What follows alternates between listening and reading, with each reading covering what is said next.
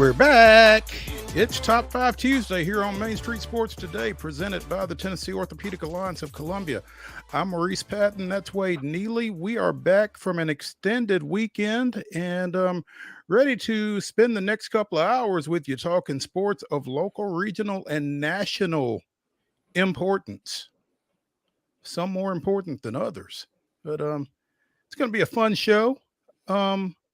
We are back rested and refreshed. Relatively so anyway, after the 4-day weekend. So Wade, are you rested and refreshed? I mean, I probably shouldn't speak for you.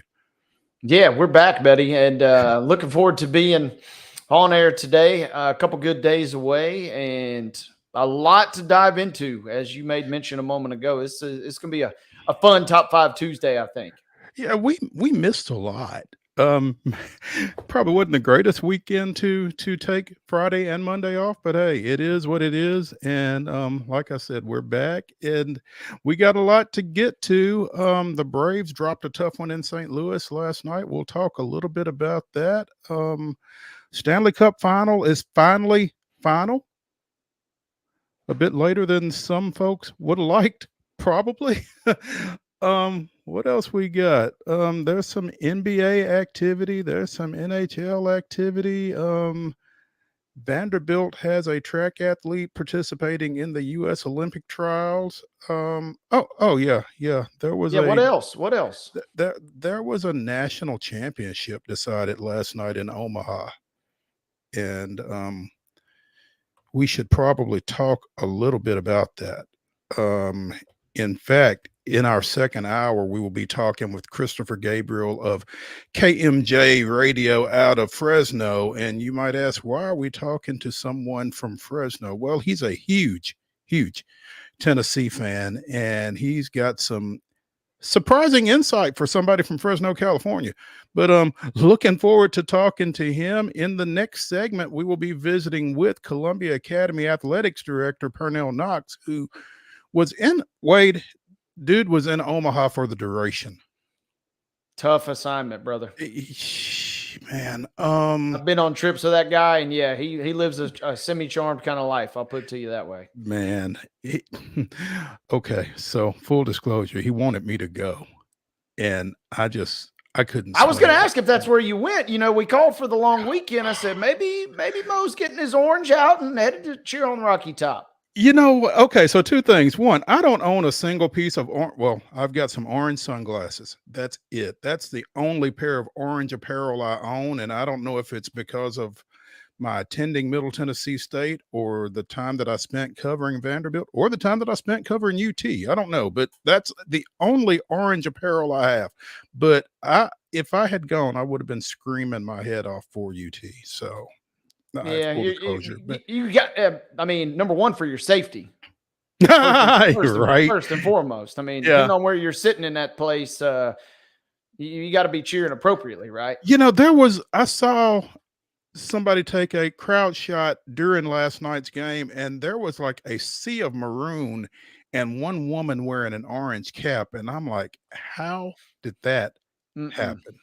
Yeah, they did not do a great job of seating for that young lady at Charles Schwab Field. But yeah, PERNELL was out there from the Thursday practice prior to UT's game against Florida State up until last night's final pitch. So looking forward to speaking with him because he's got kind of a unique perspective on that championship series in particular. But yeah, this is going to be fun, man. We don't get to talk about local teams winning national championships very often, so we are going to spend a lot of time on the University of Tennessee today. So, I mean, well deserved. It feels just kind of like a weight has been lifted across the state in many regards. Just the vibes, just people. I'm seeing my neighbors walking down the street. It feels like they're just strutting a little more, whistling a little more. I mean, it just feels like a weight has kind of been lifted for some of the Vols fans. Absolutely. Well, I mean, and for so many reasons, like you said. So yeah, and I'm sure we'll be diving into a lot of those over the next couple of hours. But there's a lot to get to. So let's go ahead and get started, Wade, with this weekend's results and today's schedule on the rundown. This is the Rundown. Hey folks, today's rundown is brought to you by Zion Christian Academy. ZCA offers a faith-based, Christ-centered education in Murray County. So give them a call to 388-5831, or you can visit them online at zioneagles.org to schedule your appointment today. That's Zion Christian Academy, prepared for college, equipped for purpose. Major League Baseball from the weekend. Wade, you and I both had a pretty good run over the weekend as the Braves went up to Yankee Stadium on Friday and picked up an 8-1 victory with their mid offense. Houston, speaking of mid offenses, Houston outshoots Baltimore 14-11 at Minute Maid Park. Big win for the Astros there, but wait, there's more, because on Saturday, the Astros down the Orioles 5-1. It was the Yankees 8, the Braves 3. And on Sunday, the Braves got away with a 3-1 getaway victory while the Astros completed a sweep of the Orioles 8-1. Monday was not so good for the Braves. Went to St. Louis, fell 4-3. We'll be talking more about all of that later in the show. In Nashville Sounds action over the weekend, the Sounds defeated Durham 7-4 at First Horizon Park on Friday, fell 14-4 on Saturday, but finished out the series with a 5-2 victory over the Bulls. The Bulls. Let's see. WNBA action over the weekend. Friday, it was the Indiana Fever 91, the Atlanta Dream 79.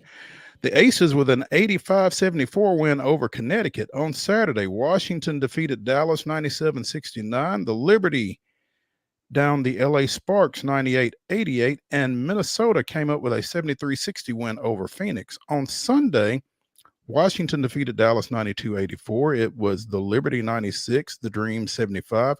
Seattle with a 72-61 win over Connecticut. And the Chicago Sky edged the Indiana Fever in a battle of highly touted rookies, 88-87. Also in Major League Soccer action over the weekend. NSC, their second straight win? Defeated the NY City Football Club 1-0. Good win for Nashville, and more on them as this week continues. Speaking of continuing, here is your schedule, folks, for today. Major League Baseball action beginning at 6:45. The Braves will continue versus the Cardinals. That game can be seen on Bally Sports South. On local television tonight, the Rockies will be at the Astros. So if you got MLB TV, 7:10 p.m., you can check that game out. First pitch down at Minute Maid Park. The Sounds continuing or beginning a series versus Jacksonville. 6:05 will be your first pitch tonight as they take on the Jumbo Shrimp. Just one game on the docket in WNBA action, but it should be a pretty good one as the Lynx will travel to the Liberty for a 7 p.m. tip-off. That game can be seen on Amazon tonight. Good game. Only there was one on the schedule, but it's going to be a good one, folks, here this evening. As that caps your WNBA schedule, that caps today's schedule, and that concludes the rundown.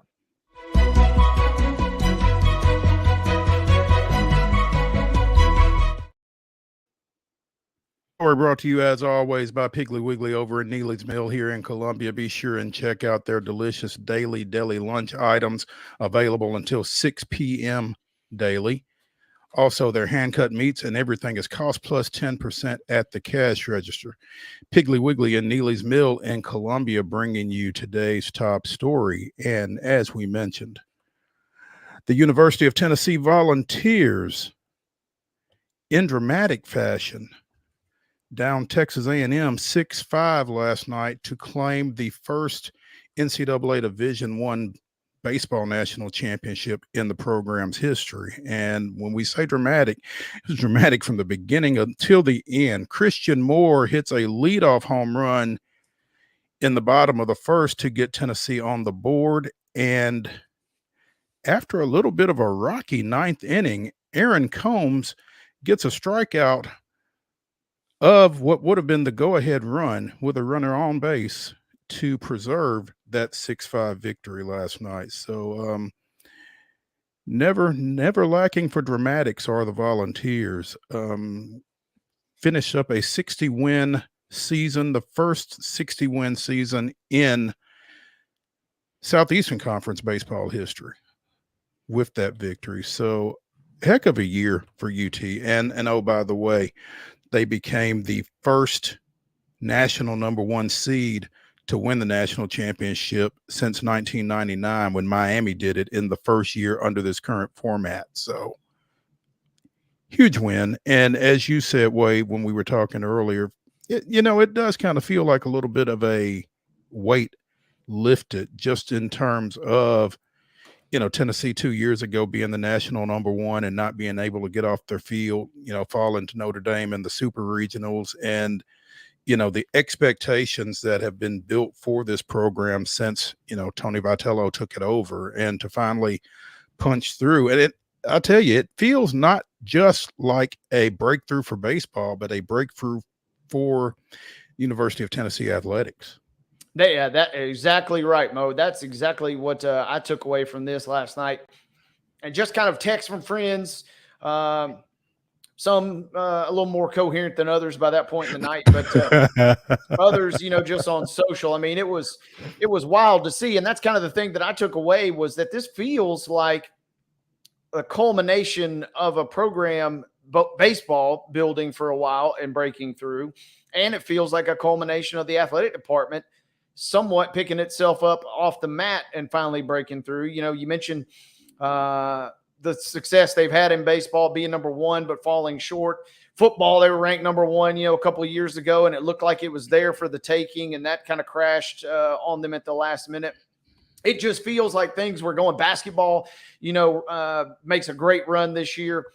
It just felt like things were getting so close, but it was kind of, same old Vols type situation. So the fact that they did punch through, the fact that they had to go through a little extra adversity to do so, it wouldn't be Tennessee without drama. So, of course, there had to be, a little extra drama and intrigue, not only with game 3 in general, but also, as you mentioned, the way that it kind of played out before our eyes last night. But, man, it feels – if you're a Tennessee fan, there really is no other way to describe probably how you feel today, because it is what did we hear from Carl Ravitch last night? Rocky Top has climbed the mountaintop. I mean, it is it's been a long time coming for a department that has been plagued by a lot of bad memories for the last couple of decades. Yeah, and it wasn't just last night that they had to overcome adversity. They dropped the first game on Saturday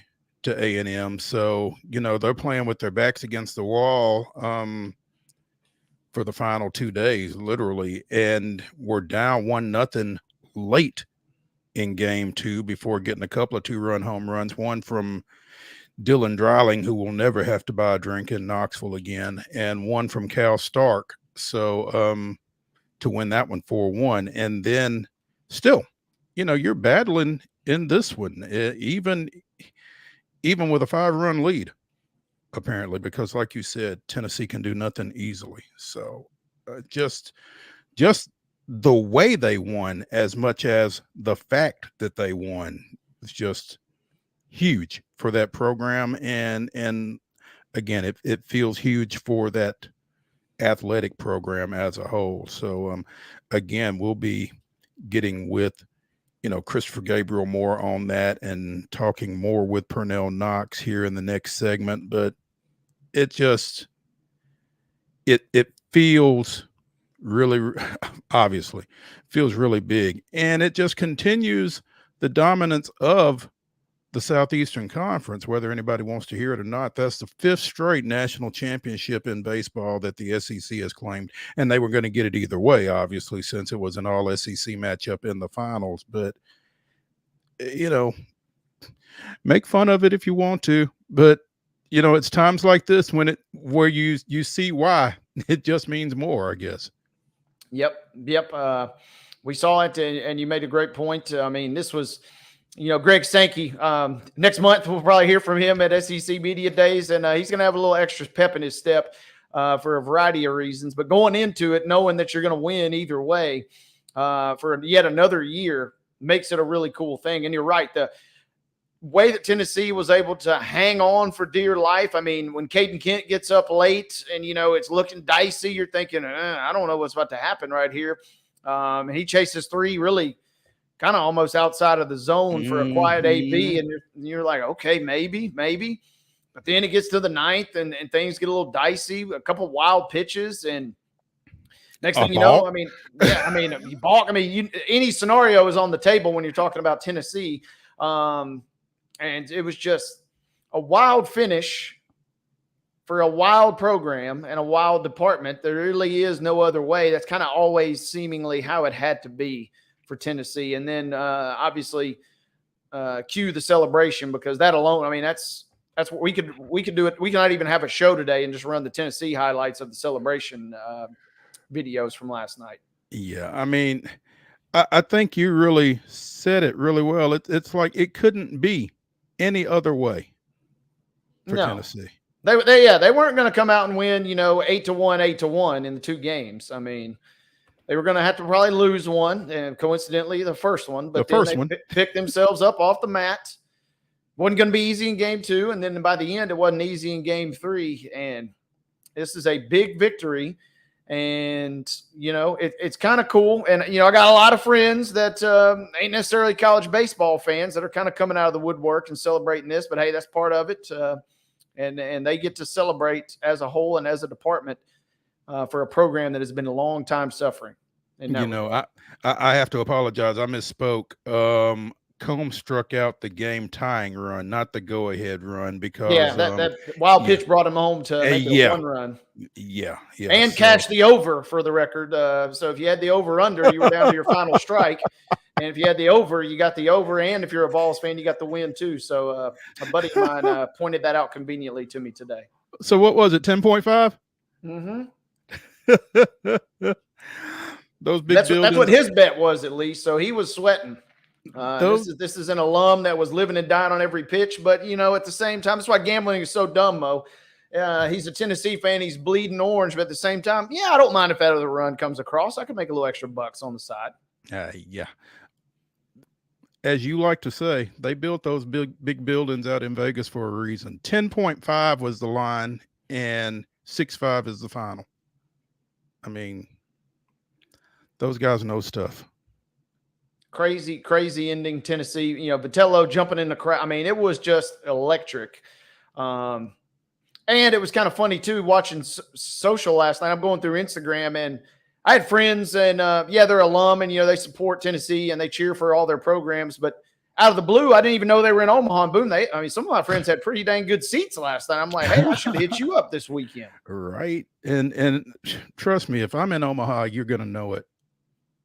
It was unreal. And as we've said, this is a well-deserved. I'm really excited to chat with our guests about it today, because this is one that really kind of is going to resonate. Yeah, Tennessee, deep down, whether they want to admit it or not, almost every Tennessee fan would want a men's basketball or a football national championship ahead of baseball. But you got to start somewhere, Vols fans. I don't think they're going to give it back. When we come back they ain't returning it by any stretch. No, when we come back to the Lee Company studios here on Main Street Sports Today, presented by TOA of Columbia, we will be joined by Columbia Academy Athletics Director PERNELL KNOX, who again kind of brings a unique perspective from Omaha. So looking forward to speaking with him when we come back from this break. Stay with us.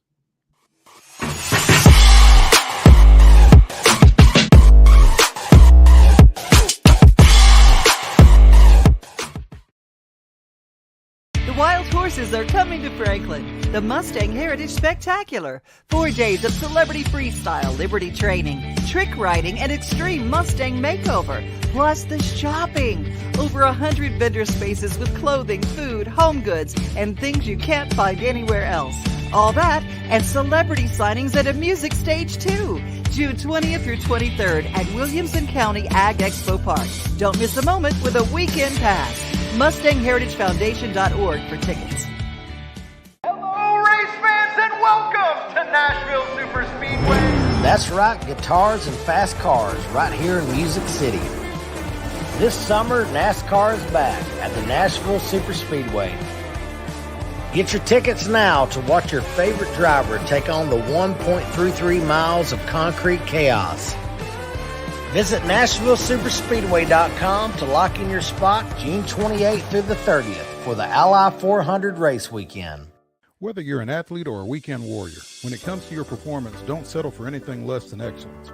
We're proud to announce that Mid-Tennessee Bone and Joint Clinic is now Tennessee Orthopedic Alliance of Columbia, where we are redefining sports medicine and orthopedics. Tennessee Orthopedic Alliance's team of expert sports medicine physicians understands the unique demands of your body.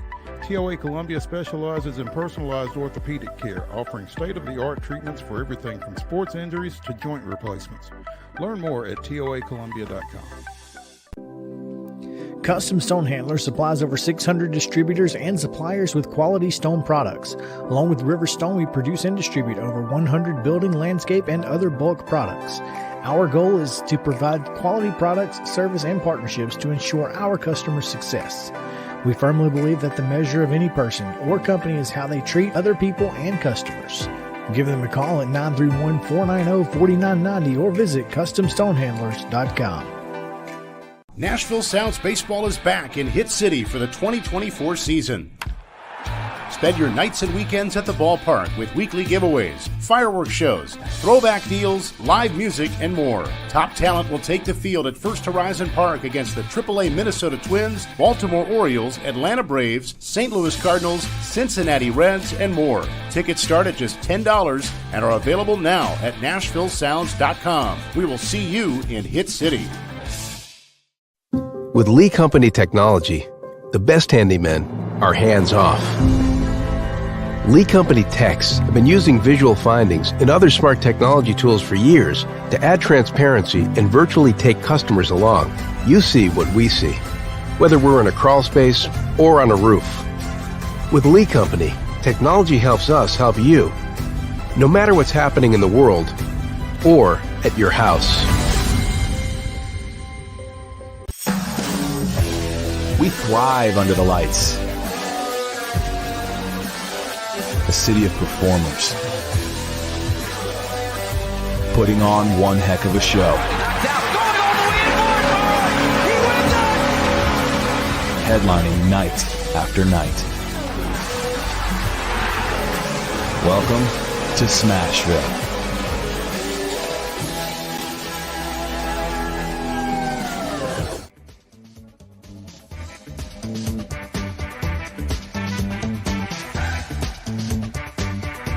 It's Top 5 Tuesday here on Main Street Sports Today, presented by the Tennessee Orthopedic Alliance of Columbia. That's Wade Neely. I'm Maurice Patton. In our final segment, Wade and I will give you our most memorable championships. Can't imagine what would have prompted that. But at any rate, right now, we are joined by Columbia Academy Athletics Director PERNELL KNOX, who, just judging by his cap, that kind of eliminates the first question I was going to ask, because, you know, and his shirt, because PERNELL, again, athletics director at Columbia Academy. He played his college ball at Freed-Hardeman, where he's a member of the Hall of Fame down there, but he played for Chuck Box, who is an assistant coach at Texas A&M. So I was prepared to ask PERNELL, who were you rooting for? Your former coach or your former player, right fielder Kavaris Tears? Man, I think you know that answer. You know, I've had that question asked to me a lot, and it's a no-brainer. It's my balls. It was for Kavaris.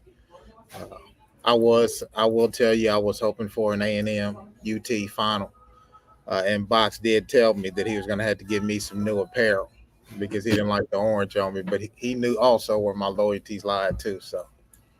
Good. So there was no hard feelings as far as Chuck went or anything like that?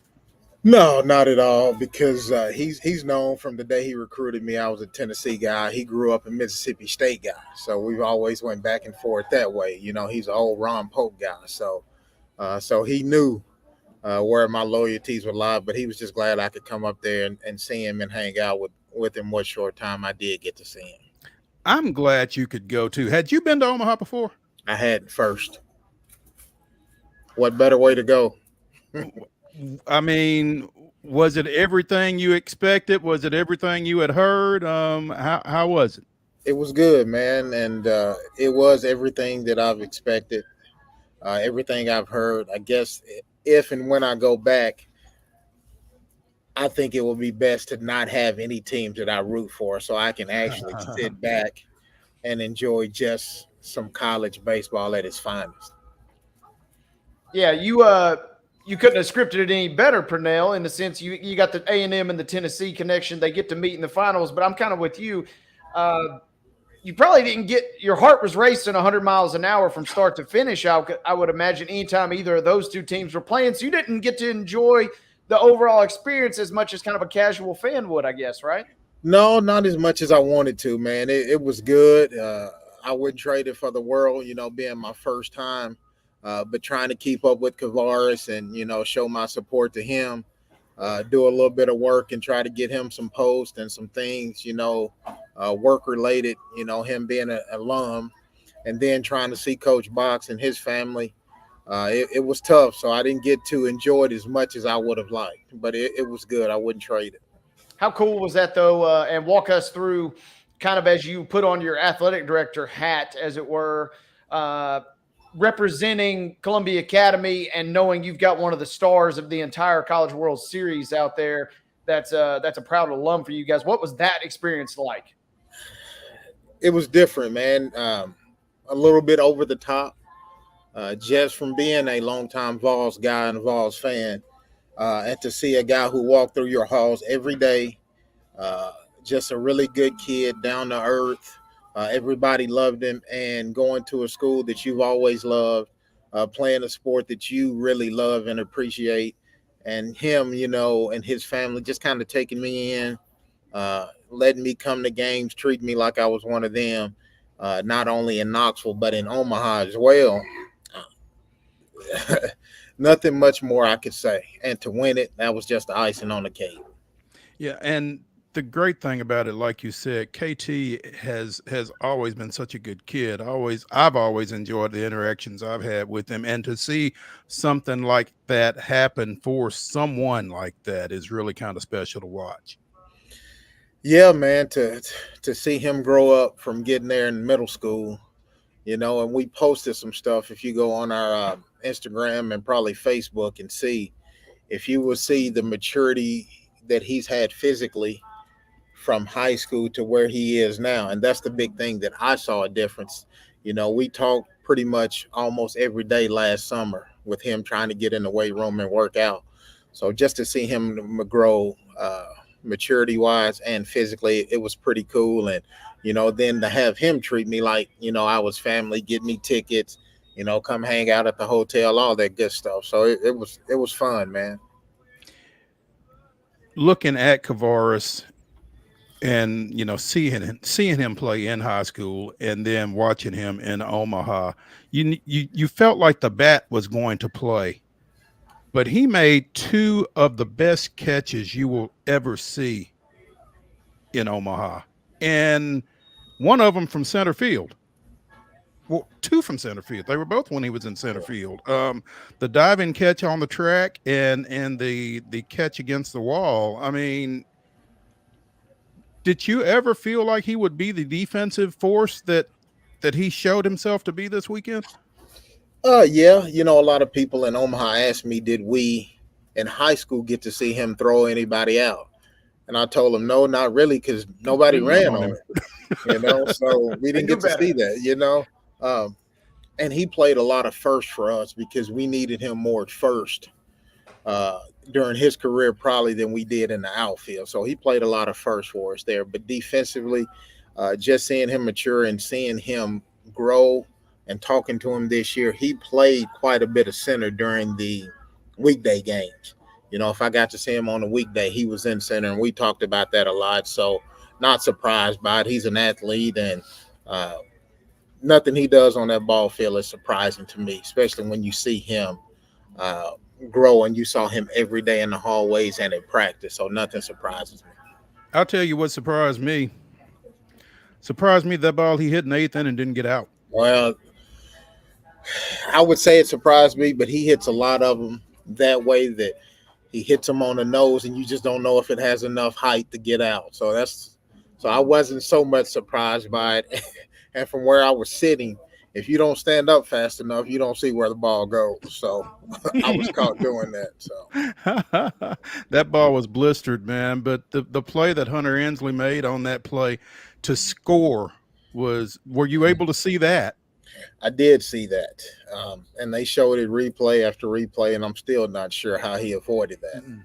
I didn't think it was going to be that close. So I don't know what happened to make it as close as it was, but I think it was a heck of a relay. But anybody that calls that a slide, I got to question them. That was more like a barrel roll into the plate there. We'll take it.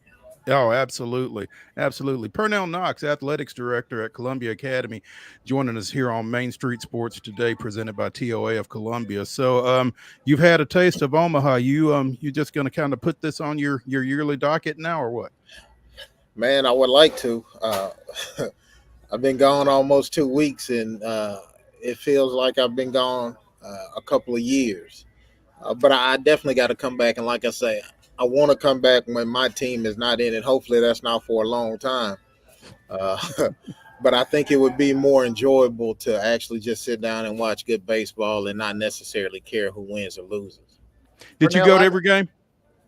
No, but I went to pretty close to every game. Caught almost all of them. Hey, Pernell, I wanted to ask you, walk with me here if you will, but let's hop in a time machine. You got to go way, way back, but you got to go all the way back. Well, you only got to go back about a month. Columbia Academy wins the baseball championship, and now you're sitting here talking to us today about the Vols and one of your alumni winning a national championship. What does that do, and how do you kind of process the last month that you've been on managing all of that and kind of putting your program on the map? And then how soon can you and I go to Vegas, because you're on a bit of a heater, my man.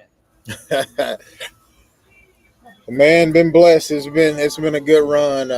It's no secret that our head baseball coach is one of the best who's ever done it. That's not surprising to you two. I know winning it for those guys and with that team was amazing.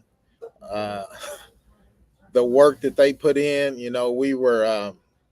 we were young the year before, started a lot of sophomores, and I just told Coach, I said, I ain't gonna say I necessarily thought it was coming this soon, but if he could hang in there, this group could be pretty special.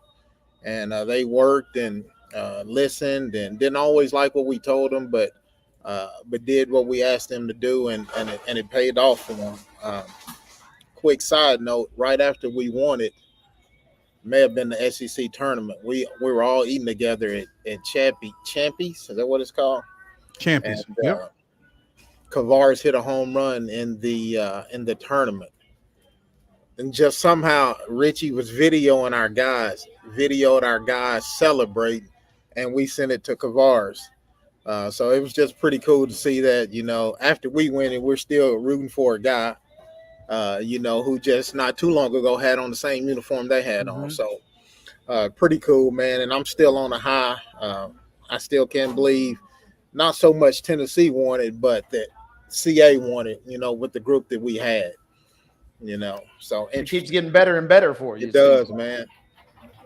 Pernell, to piggyback on that, what type of recruiting paraphernalia will y'all be putting out now with Kavaris carrying the national championship trophy, and kind of maybe photoshopping a CA t-shirt on him or something like that? I mean, what are y'all's plans to try to take advantage of this exposure? I mean, they mentioned Columbia Academy on a couple of telecasts and that kind of thing. Just that's the kind of exposure that money can't really buy. Yeah. So much is going through my mind. Like I said, we posted a little bit the other day, and I posted. It's a pretty cool picture on Instagram. You'll have to see it. It was just a picture I took of him getting on the bus. I can't remember if it was after practice or a game. He had his shades on. Just really, really cool. And I just put something to the effect of from CA to national championship. From here, you can go anywhere. So a lot has yet to be done. We're still trying to think of things to do, but once things cool down, I'd like to get him on campus and sign autographs, all that stuff. But I just think people knowing who he is and how proud of CA he is how well his family talks about CA. I think that's going to do, things that nothing else can do. Just him being there and being a really laid back guy, hard worker. I think that's going to say it all. No matter what we do, I just think the way he's walked and the journey he's had has been everything. So I think that's going to, sell a lot of tickets, recruit a lot of people, whatever you want to say. I think that's going to do most of the talking for us. So y'all do want to try to get him back on campus and do something for him then here soon? I definitely think so. He's got a lot going on right now, as you can imagine. I got to see him for a short time, just told him congrats. But draft stuff coming up, trying to finish up with graduation. I think they're getting back in and doing a parade today. So just trying to figure out when is the best time for him just to be on campus and hang out and, whatever he wants to do for us, we'll let it go and we'll figure it out. PERNELL Knox, Athletics Director at Columbia Academy, joining us here on Main Street Sports Today, presented by the Tennessee Orthopedic Alliance of Columbia. Where are you? Dude, I have no idea. Somewhere in Missouri, on the outside of St. Louis. Yeah, you must be a pretty cool guy. I just stopped my car and pulled over. I'm at a Dairy Queen with my Wi-Fi going and my phone to try to get some kind of service for you guys. Well, that's love right there. We certainly appreciate the effort. Get you a peanut butter parfait or get you a caramel shake or something and get on back this way, man. But we appreciate you taking the time with us. And we'll catch Wade, up. I'm glad you're on there. It took you and winning a national championship and a state championship to get on the show. So I appreciate you. Unbelievable. We have high standards here at Main Street Sports Today.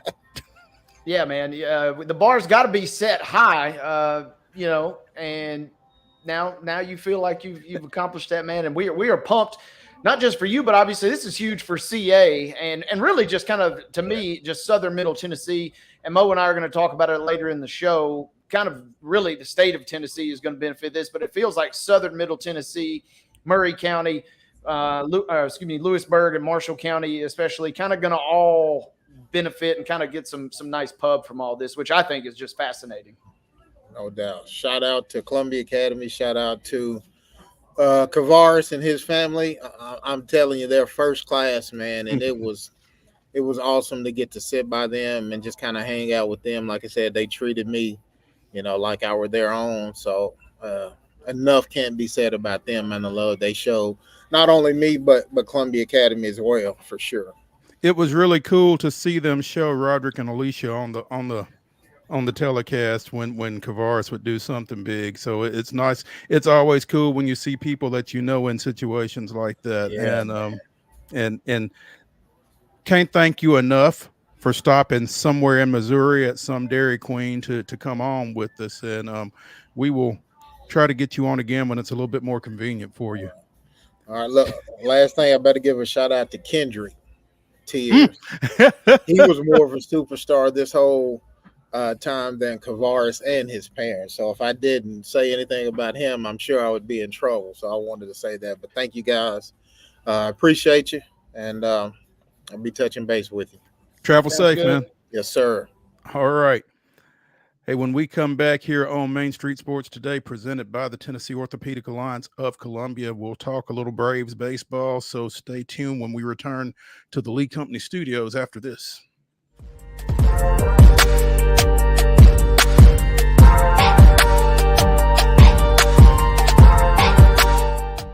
Nashville Sounds Baseball is back in Hit City for the 2024 season.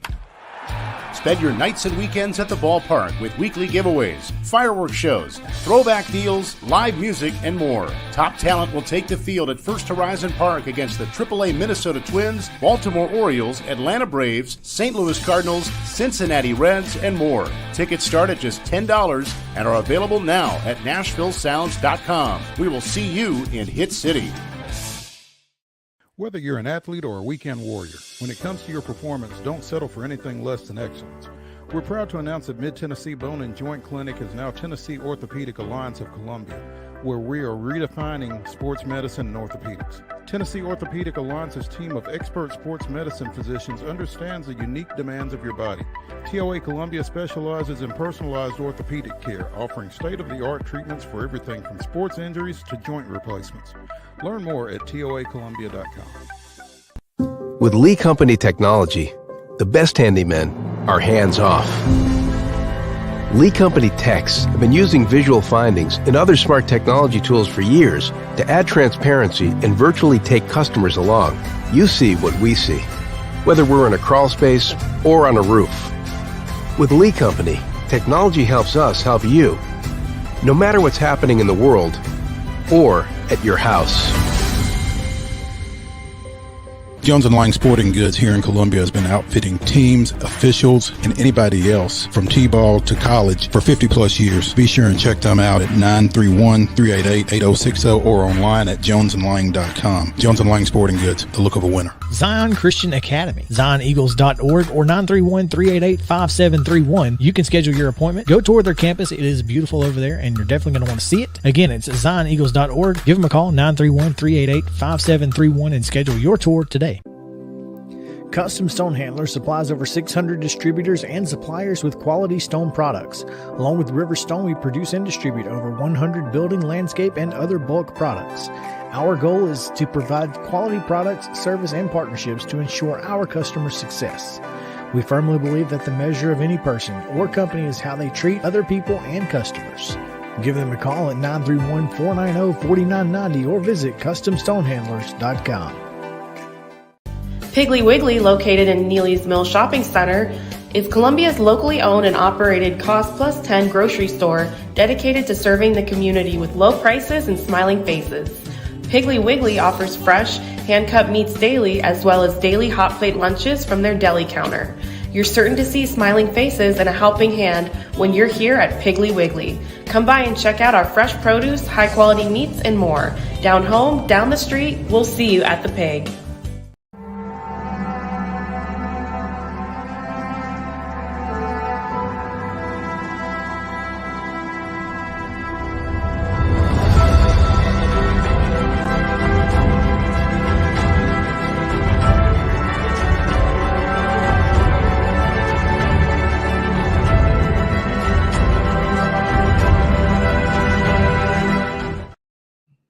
On 25th, 2011, Jair Jurgens became the National League's first 10-game winner of the season, giving up just a run on 3 hits over 6 innings as Atlanta eventually pounded host San Diego 10-1. Jurgens left with a 3-1 lead before the Braves broke loose for 7 runs in their final 2 at-bats, including a 3-run ninth-inning homer by Dan Uggla. Joining Jurgens as MLB's first double-digit winners were the Yankees' CC Sabathia and the Tigers' Justin Verlander. That was this day in Braves history. Jair Jurgens, CC Sabathia, Justin Verlander. Talk about a time warp. One of these things is not like the others. Yeah. Pretty wild. A blast from the past in Jurgens for sure. No doubt. Pretty wild and a little wacky, but that's tomorrow. Spencer Schwellenbach cannot avoid the big inning. Gave up 4 in the 3rd yesterday, and that was all it took for St. Louis to get by Atlanta 4-3. So the youngster coming along, you know, being a young pitcher in Major League Baseball, I guess. I mean, kind of getting it force-fed to him here a little bit. Obviously showing enough to stick around. It's kind of like my golf game. You get that one really good shot that gets you coming back. Well, it's not kind of like my golf game because he has that one really bad inning where everything falls apart and everything else is typically pretty good for him. Mine is the opposite. But anyway, Braves fall 4-3 in St. Louis, but that's not all because Orlando Arcia had to come out of the game for dizziness, and pitcher Ray Kerr, another, midseason call-up from Gwinnett who had shown some promise, apparently has been diagnosed with ulnar collateral ligament damage and will undergo Tommy John surgery, the dreaded Tommy John surgery, and it seems to be catching in Major League Baseball and in Atlanta, obviously. So, stay out of the Braves clubhouse. But, we saw some good things out of Atlanta. Again, they went to New York. They won 2 out of 3. They've been on a little bit of a run. Tough night last night, but they've got Ronaldo Lopez going tonight in their 6:45 start. But, you just kind of wonder how much on the health front can a team withstand before they just cave. And I'm certainly not looking for sympathy from Wade, whose team has gone through all of this already. But I mean, it's tough to deal with so many guys being out. Yeah, and I mean, your immediate thought is, well, okay, this is before the trade deadline, so how does your team, whether it's Houston, whether it's Atlanta, or whether it's a couple other teams that have just been decimated by injuries, do you readjust your strategy? And if you do, what kind of moves do you potentially make? We've seen Atlanta obviously make their fair share the last couple of seasons, and most of them, if not all of them, panned out seemingly very well. So is that an option that you go with, or do you just try and just keep chopping wood and just kind of stay afloat where you're at and then just take your chances in the postseason? That's what's fascinating to me when anytime you have a situation like this with a team that's 10 games over 500, but the injuries are mounting up, and presumably, yeah, that dam will burst at some point. But how do you tackle that situation is what I'm curious about. And, that's the intriguing prospect of it all. How, what is the straw that breaks the camel's back in all of this? I mean, already Arcia was not having a great year offensively, particularly compared to last year. But, if the Braves are doing what they need to be doing offensively across the board, you can certainly afford Arcia. I think his offensive play this season has been more glaring because so many other folks have been struggling as well. But you cannot deny the glove work that he puts in every day. So it'll be interesting. Apparently, I did not watch the game last night. I was busy watching other things. But apparently Zach Short, when he went in at shortstop in Arcia's place, came up in a key situation late in the ball game and didn't come through. But I mean, he's a guy coming off the bench. I mean, what do you expect? So It's tough. And again, the Braves are one of like 4 teams in the National League with 40+ wins. So, cry me a river. I don't know. They still got to get things right. They still got to get things going more consistently in the right direction. But again, coming off a pretty big weekend, took 2 of 3 at the winningest team in Major League Baseball. So it's tough to, I mean, you just got to keep things relatively even keeled as best you can. Your Astros, on the other hand, announced their presence with authority over the weekend, took 2 from the White Sox to wrap up that series, and then swept visiting Baltimore. And that is not a bad ball club. Yeah, no, my eyeballs, I had to pick them up off the ground when I saw those scores from the weekend. I was just like, holy cow, who's this team and what has happened to them? We read during the rundown 14 runs in that first game. I think that was a season high. And they've had just a couple crazy games as of late where you're like, oh, this is what they're capable of. Kind of working with, as we mentioned, a little bit of a skeleton roster at this point, but the core is somewhat still intact in terms of the offense. So, yeah, 14-11 in game 1, 5-1, and then 8-1. I mean, 3 really nice wins versus one of the top teams in the American League. And Baltimore, kind of got to be scratching their head saying, how the heck do we lose to these guys? So, not just lose to, but get swept by. Get swept by. I mean, that 14-11 game was crazy too, because Houston scored 9 runs in the bottom of the 6th and then was just breezing and was up like 14-4 or something crazy. And then out of nowhere, gave up 7 runs late.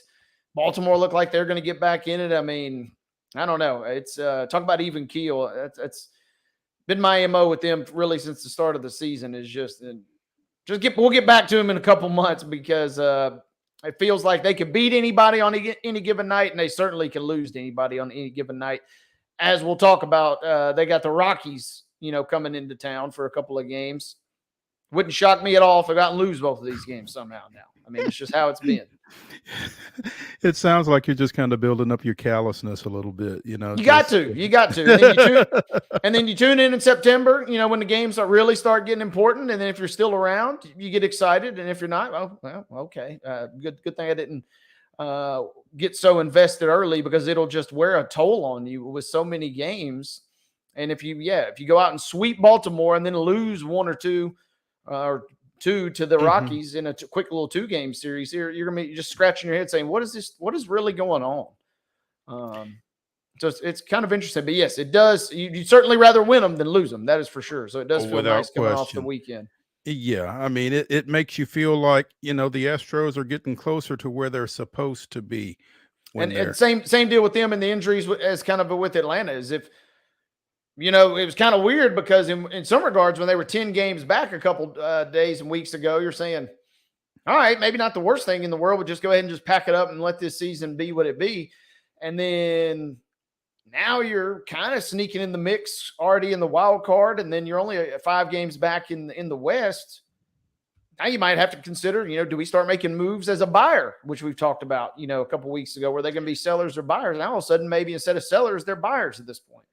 Dana Brown said they've been buyers all along. So yeah, I mean, the execs are telling you one thing, but as a fan, you're kind of wondering, if they really believe that, or if that's really maybe the best strategy. But good little stretch for them. And then they get the Mets after that, who are playing good baseball, but in theory, some more winnable games. So Houston, like you said, playing well at the moment. Well, when you get the Mets, you may not have to see Edwin Diaz. Mets closer suspended 10 games for foreign substance. It was announced yesterday the suspension will begin today as the Mets host the Yankees after Diaz decided not to appeal the discipline. Apparently, he was ejected Sunday night before the 9th inning of the Mets win over Chicago, when a sticky, discolored substance was found on Diaz's right hand. So, Diaz told reporters he only uses rosin, sweat, and dirt. I use the same thing always. I rub rosin, sweat, and I put my hand in the dirt a little bit so I can have some grip on the ball. I was really surprised because I didn't have anything on my hand, glove, or back. They always check everything. Vic Carapazza, the crew chief, said it definitely wasn't rosin and sweat on Diaz's hand. So it could be a little Hawk Tua situation there for Diaz. Who knows, man? But yeah, you're right. You don't want that guy coming out when the trumpets start blasting. Oh no, that's not good. So I'd like to avoid him if at all possible. You made mention of a recent phenomenon. Is it supposed to be Hawk Tua or is it Hawk Tua? Because I always kind of thought it was Hawk, not Hawk. I think that comes down to some dialect, perhaps. Little slang. Yeah, we'll save the clip maybe for Wild and Wacky Wednesday if Mark is daring enough. We're gonna need a clarification on Hawk. Edwin Diaz. He's got something going on. I don't know what it is, but it conveniently kind of popped up right around the internet's hottest meme right now. So yeah, the latest TikTok sensation, huh? I saw it on a T-shirt on social media as well. So anyway, yeah, I'm surprised there was not any Omaha. Some shirts floating around in the crowd out in Omaha, some enterprising individuals, and totally unrelated, but I do got to wonder, and I guess maybe this could be a follow-up for Wednesday. We got to find out more about our story we told everybody about in Omaha last week on the show with Kirby with the star-crossed potential lovers. Yeah, we gotta get some clarification on that. Yeah, we do need to try to run that down and see if Kirby Connell did actually meet Kirby Connell.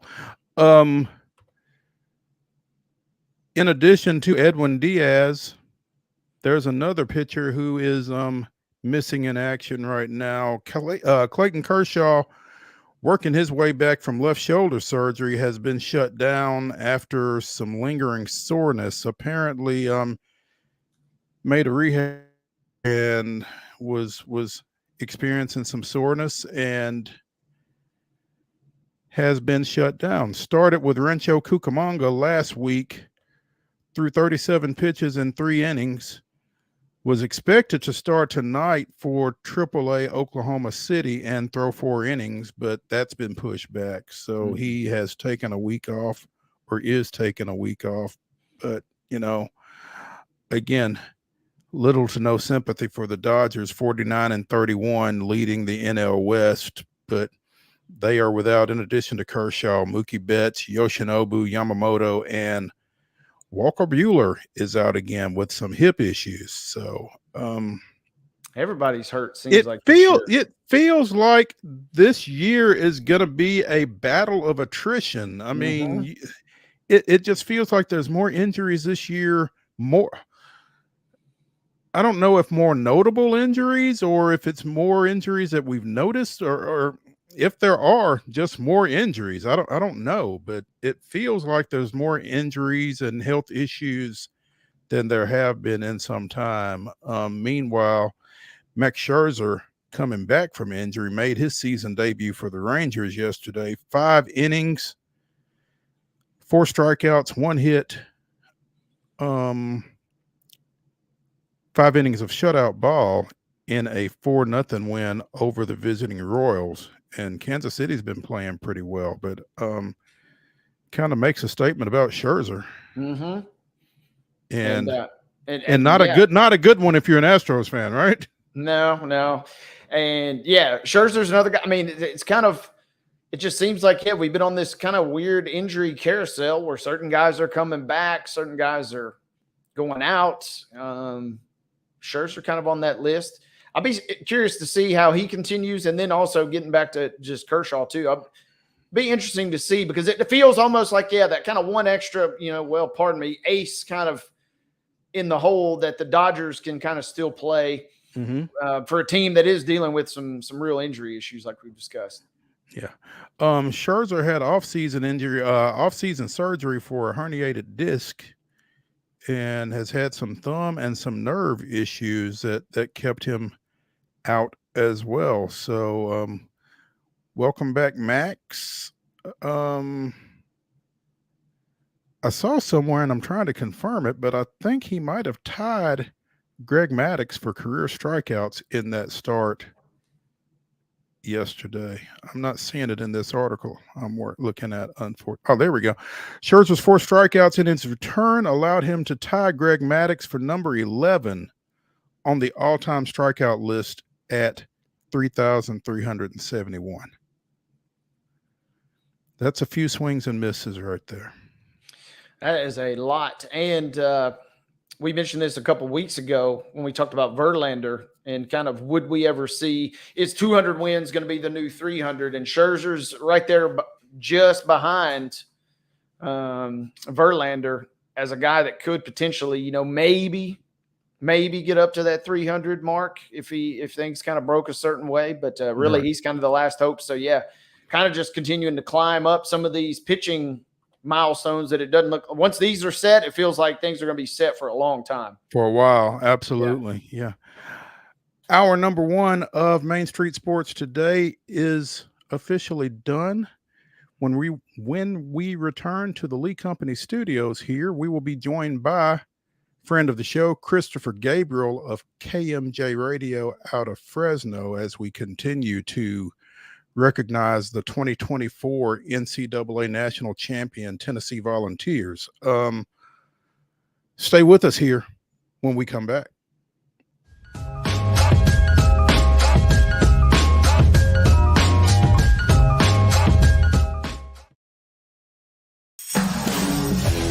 We thrive under the lights. A city of performers, putting on one heck of a show. Headlining night after night. Welcome to Smashville.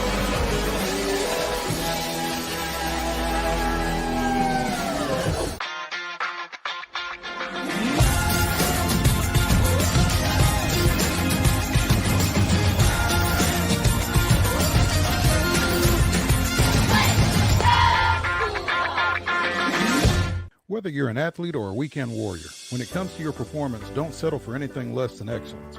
We're proud to announce that Mid-Tennessee Bone and Joint Clinic is now Tennessee Orthopedic Alliance of Columbia, where we are redefining sports medicine and orthopedics. Tennessee Orthopedic Alliance's team of expert sports medicine physicians understands the unique demands of your body.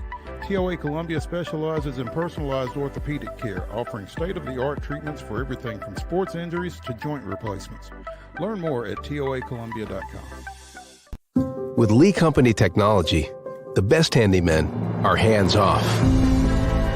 Lee Company techs have been using visual findings and other smart technology tools for years to add transparency and virtually take customers along. You see what we see, whether we're in a crawl space or on a roof. With Lee Company, technology helps us help you, no matter what's happening in the world or at your house.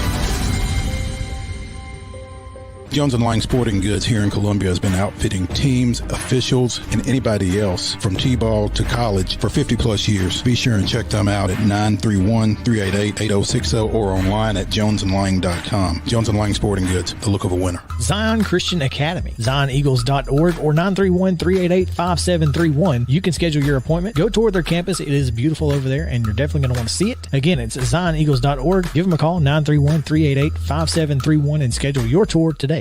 Piggly Wiggly, located in Neely's Mill Shopping Center, is Columbia's locally owned and operated Cost Plus 10 grocery store dedicated to serving the community with low prices and smiling faces. Piggly Wiggly offers fresh, hand-cut meats daily as well as daily hot plate lunches from their deli counter. You're certain to see smiling faces and a helping hand when you're here at Piggly Wiggly. Come by and check out our fresh produce, high-quality meats, and more. Down home, down the street, we'll see you at the Pig. Nashville Sounds Baseball is back in Hit City for the 2024 season. Spend your nights and weekends at the ballpark with weekly giveaways, fireworks shows, throwback deals, live music, and more. Top talent will take the field at First Horizon Park against the AAA Minnesota Twins, Baltimore Orioles, Atlanta Braves, St. Louis Cardinals, Cincinnati Reds, and more. Tickets start at just $10 and are available now at NashvilleSounds.com. We will see you in Hit City.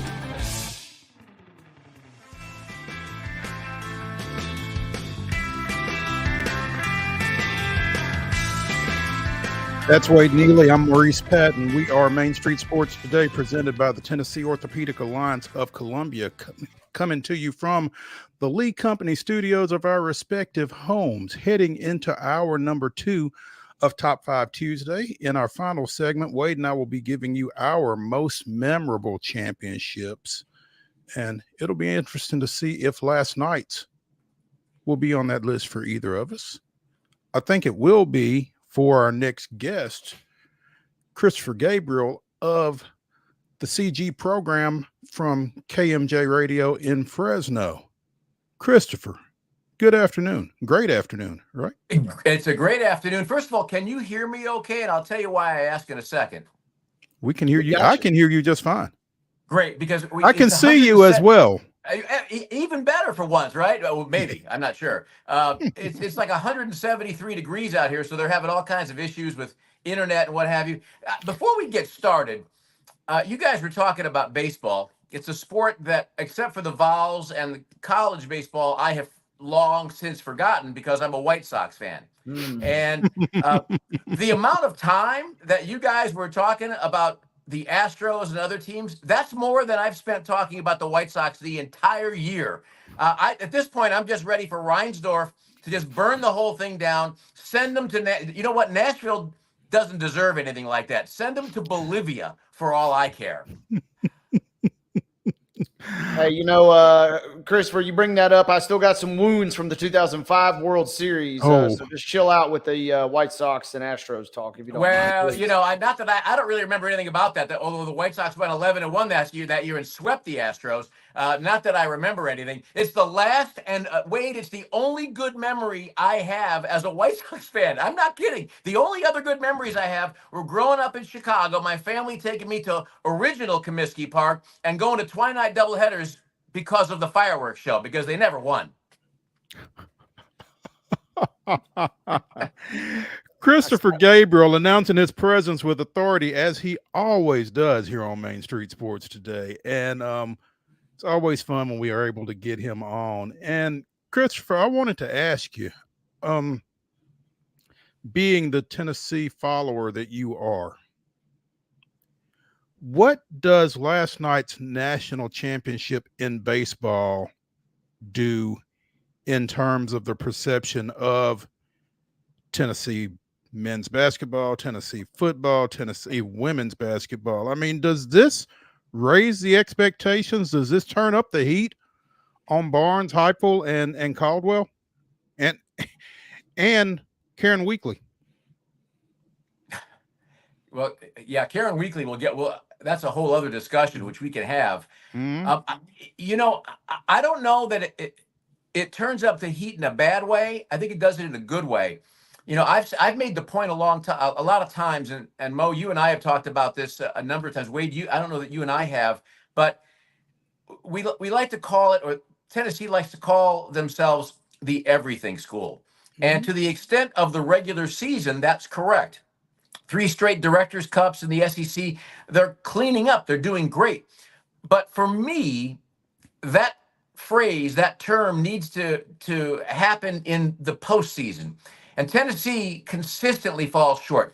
Karen Weekly, I think her recruiting has gotten better, but I just fear that she has reached the ceiling of what that program is going to be. And if I'm wrong, I'll come on your show immediately and say it. But I think they should have at least won a title or 2 by now. But they get to the biggest moment and they collapse. We've seen that with men's basketball, not a collapse, but falling short against Purdue a couple of times, falling short against Michigan State, falling short against Ohio State a number of years back, the Greg Oden team. We've seen it with baseball in 22. We've seen it with football in terms of the inability on a consistent basis to beat Florida and get to that next level. I think what last night did is it allowed the university and those of us who are fans, like me, certainly, and have a big exhale and say, okay, they've gotten off the schneid, so to speak. They're going to hang a banner. It gives a lot more legitimacy to what's going on in Tennessee. And I think, guys, I love that Josh Heupel was there last night, that Rick Barnes was there. And I think it's going to be the impetus for them to say, hey, you know what? We did it. We broke through the gates for the Bulls in Pamplona. They're running out. They all have little orange scarves on them. And now it's time for us to raise our game as well. And listen, Tennessee, I'm going to wrap this into one more thought. You see all the Texas fans and the Arkansas fans, and Tony's going here. Tony's going nowhere. Tony Vitello is going nowhere. The man has built an absolute monster of a program. I mean, they've won a national championship. They're putting nearly $100 million into stadium renovations, which he helped give input to. The man is going nowhere. I think what we have here is a situation where they're going to be crossing paths in the hallways with Tony, and they're going to, every time they see him now, that's not just Tony Vitello. That's not just the head coach of Tennessee baseball. That's the national championship winning coach of Tennessee baseball. And I believe that is going to exponentially help this entire athletic department. Hopefully someone like Karen Weekly, I think Kim Caldwell is going to be helped by this because her recruiting, getting players in the portal, I think all of that's going to be helped because Tennessee is not a stepping stone school. It's not a group of 5 school. It's not a middle of the road school in Division I. It is a destination school. And I think this helps that for all the teams, Mo, Wade, across the board. Yeah, and you brought it up immediately. And that photo last night in the video of Tony V celebrating with Josh Heupel, celebrating with Rick Barnes, it's twofold, right, Chris? Because on one hand, it's a really cool photo, and it shows the buy-in. There's not as much ego, at least visible in the photo, at least involved among all the parties, which is not always the case at a lot of schools. But behind the scenes, you know, those other two guys in that photo are saying, ooh, we got to step our game up a notch now, because we are talking college baseball. And in the grand scheme of things, you know, maybe that's a few rungs down in the pecking order from what a lot of schools prioritize.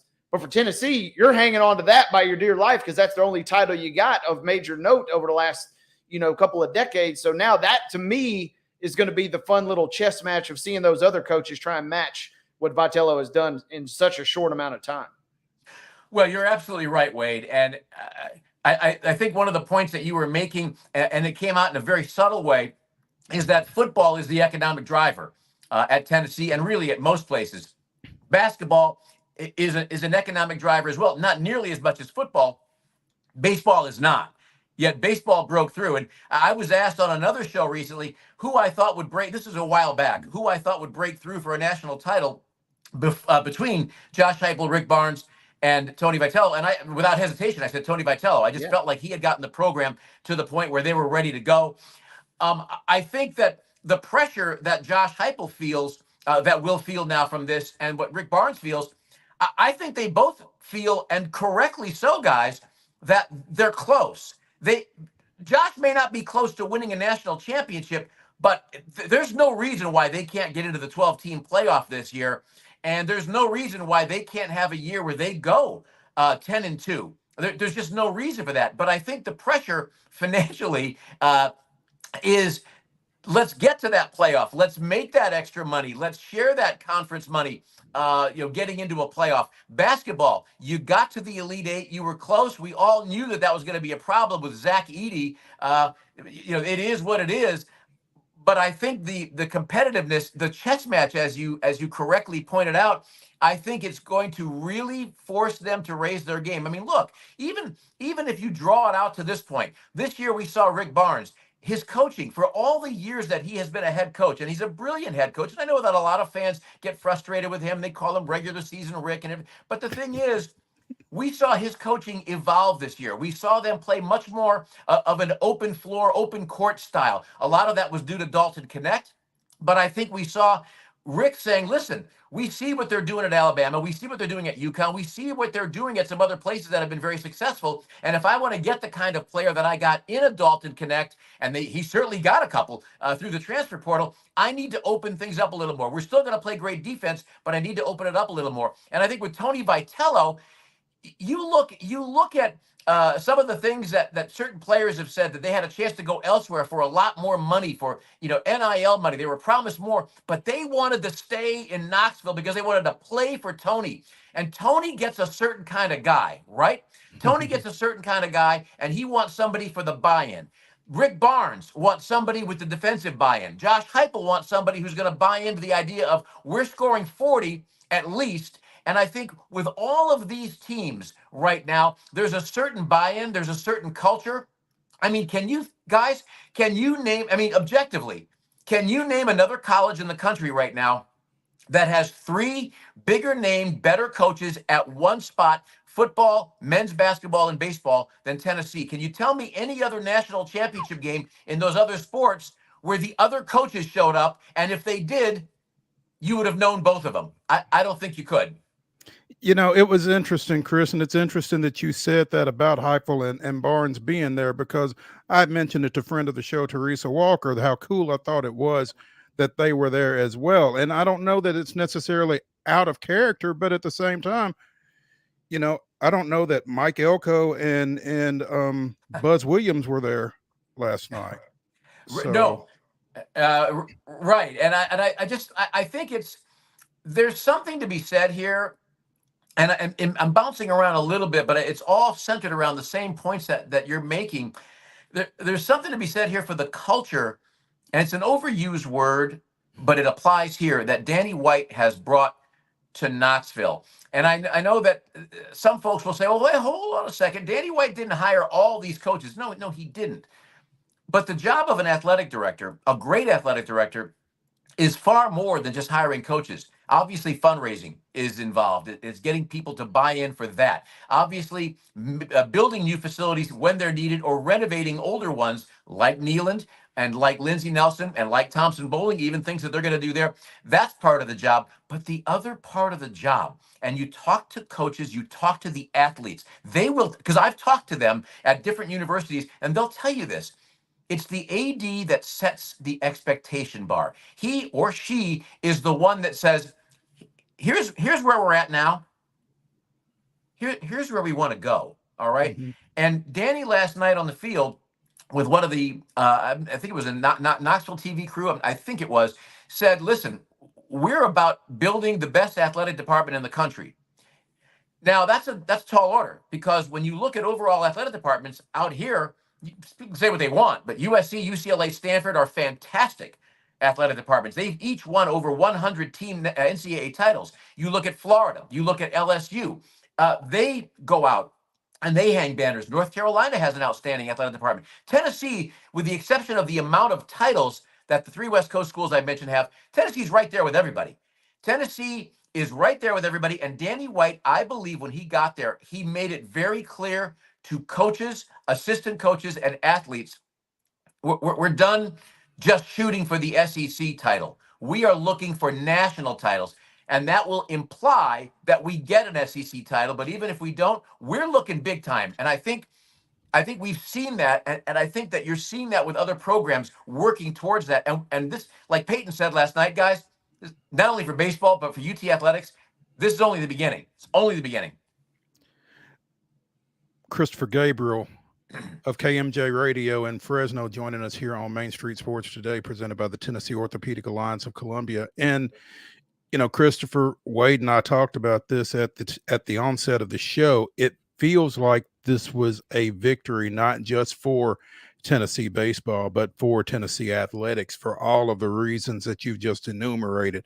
It just kind of feels like the seal's been broken. And I really loved your visualization of the Bulls in Pamplona. I think there's some possibilities there with somebody who's proficient in Photoshop of putting some orange scarves on some bulls running through the streets of Pamplona. Here we come, you know. But I just feel like, and somebody will say it's bias or whatever, I don't know, but it just feels like this thing has been bubbling up and it just popped off last night. Yeah, you know, I say this to friends of mine, you know, and we all understand this. We all come to this job as broadcasters, writers, with certain bias, right? I mean, I grew up a Tennessee fan. I went to USC, but, you know, Tennessee fan for a lot of different reasons. But there's also the media hat that I wear, and that allows me to look at things maybe from 30,000 feet, and sometimes being 2,300 miles from Knoxville, it allows me to see things a little bit more dispassionately. Not, admittedly, not last night. Last night it was all in with the fan hat. But you said it broke the seal. I think that's a great metaphor for this, because it has been bubbling up, Wade. I mean, it really has, and we've seen programs get so close. And after the first game's loss, losing 9-5, all you had to do was go on to social media, whether it was X, Twitter, whatever we're calling it, Facebook, and you saw Tennessee fans everywhere. Same old bleep, same old this. We're done. We're this. And everybody was going to what they know, which is Tennessee gets on the national stage, and what happens? Tennessee collapses. And to that extent, they were right. Now, they were probably much more emotionally unstable at that moment, because thinking that here goes another. No, really? Heaven forbid, right? But I think, you know, you look at the amount of comebacks in series, you know, times that this team has come back, either losing the first game of a series, wasn't many times, but they did come back to win all those series. The amount of times that this team has come back from deficits to win, and to write them off early on was an egregious assault on understanding what Tennessee baseball has become under Tony Vitello, especially this team. You know, one thing I love about this team, guys, is that the 2022 team was a blast. They were fun to watch, but the media hat, when that goes on, I was a little uncomfortable at times. I thought that they went a little too far. And some would say, "Oh, CG, you're a little out of touch with the kids." Well, maybe. I've got a teenage daughter and a daughter in college, and they help keep me centered. But I do think that they went a little too far. This year's team was about business. It was about going out there and not hoping to win, but expecting to win. And I heard some different broadcasters, I'm not going to mention their names.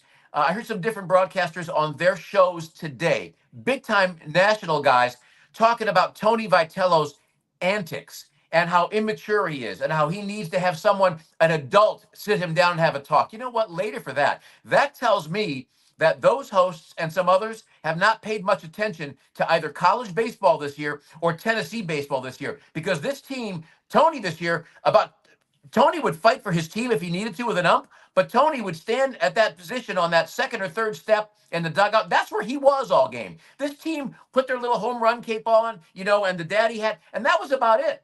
So I think, I think that the seal has been broken, and I think that everybody, you look at Tennessee football. I mean, they have a very business-like approach. You look at basketball; they have a very business-like approach. I think these three coaches get a lot from each other.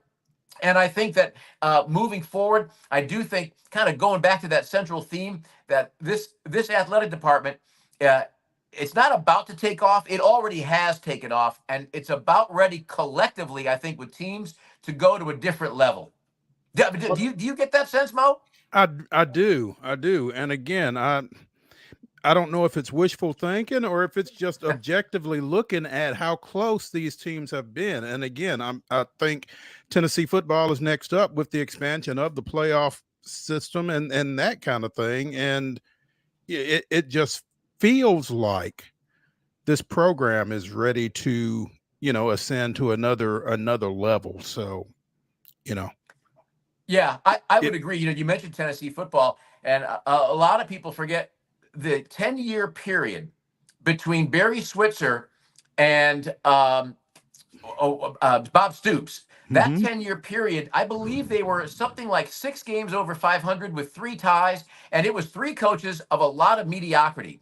And when Bob Stoops came in, I remember, a good friend of mine, Ryan Aber, he covers for the Oklahoma. He covers Oklahoma sports, and he said fans here in Norman and throughout Oklahoma that were Oklahoma fans were livid. They're like, "Who is this guy? He's not going to take us anywhere." And first year was good. Second year went undefeated, won the national championship. Point being, they were about ready to take off. They found the right guy. Nobody bought in early on, and then it took 2 seasons to buy in. Here, Josh Heupel came.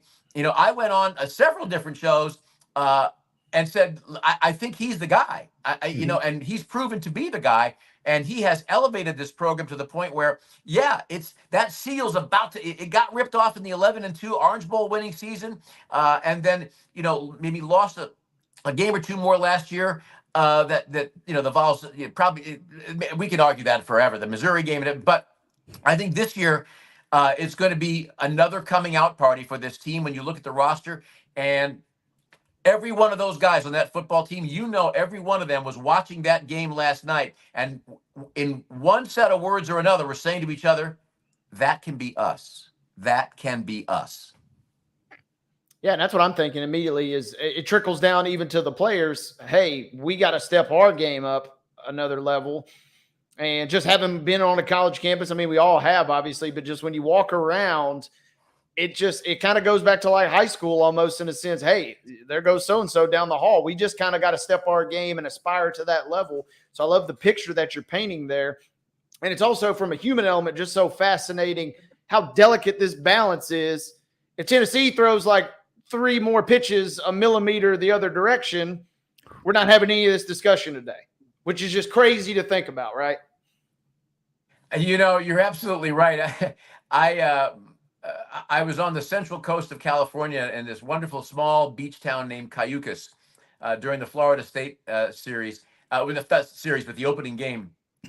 And I'll admit, battered valve syndrome was alive and well. I forgot my medication, and it was bubbling over. I was ready to just run out and sit in the water and wait for a shark. I mean, it was just awful.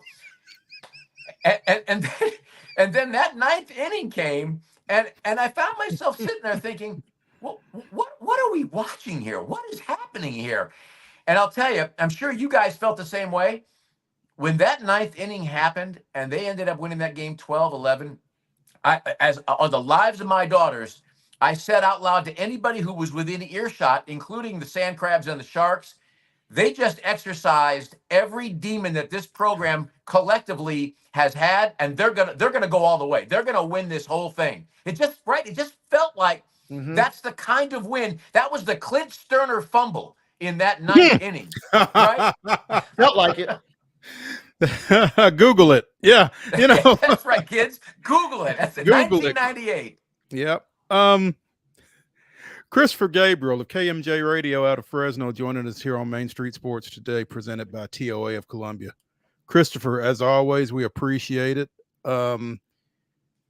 Enjoy the what did you say it was in Fresno? Because I didn't realize it got that hot up there.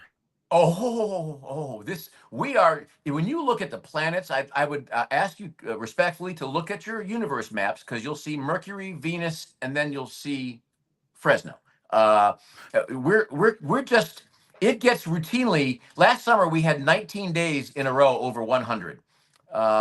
It gets incredibly hot here. It is, I mean, it's unbearably hot. Yesterday was 107. Today it's supposed to be 106.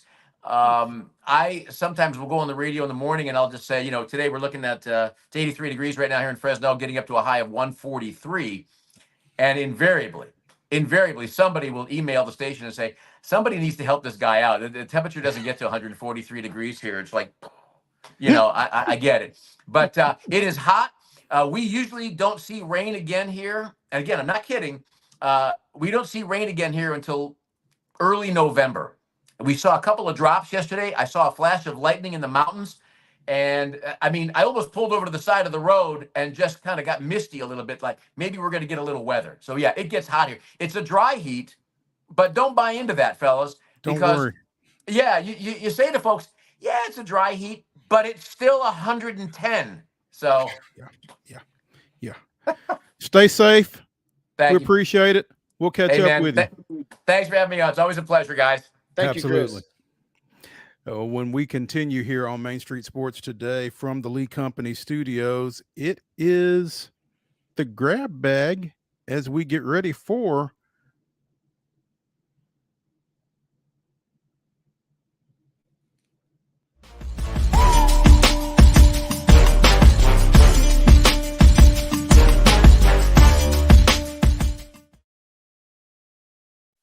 With Lee Company technology, the best handymen are hands-off.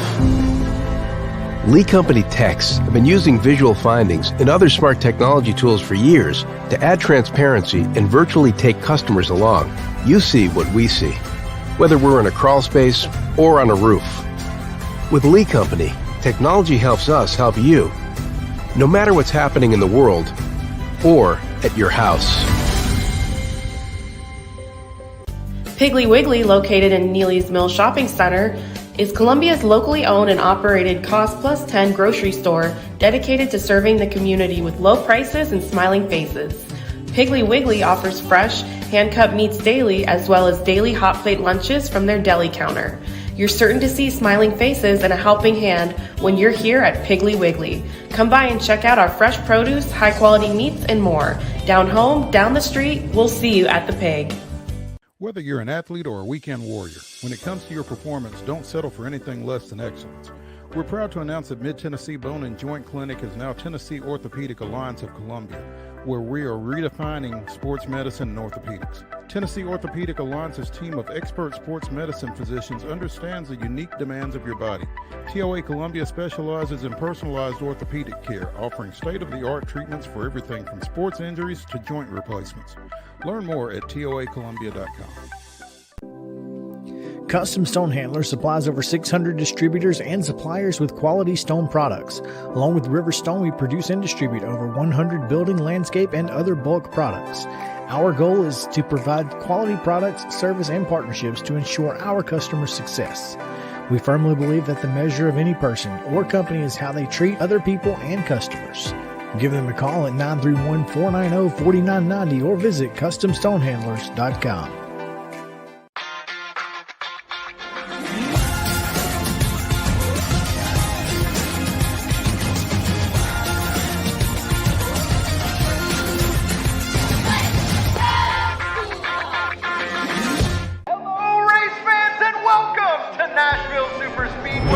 That's right, guitars and fast cars right here in Music City. This summer, NASCAR is back at the Nashville Superspeedway. Get your tickets now to watch your favorite driver take on the 1.33 miles of concrete chaos. Visit NashvilleSuperspeedway.com to lock in your spot June 28th through the 30th for the Ally 400 race weekend.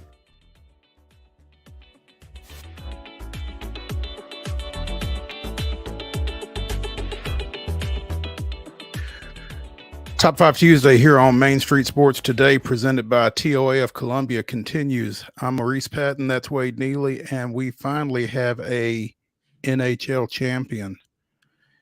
Wade, do you...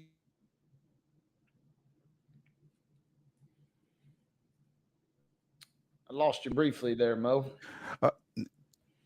You got me now? You're back. There we go. I said, did Florida win or did they not lose last night? Man, that's a great question. And I hadn't really thought about that, but I do think they outplayed Edmonton last night. They certainly did not outplay them in games 4 through 6.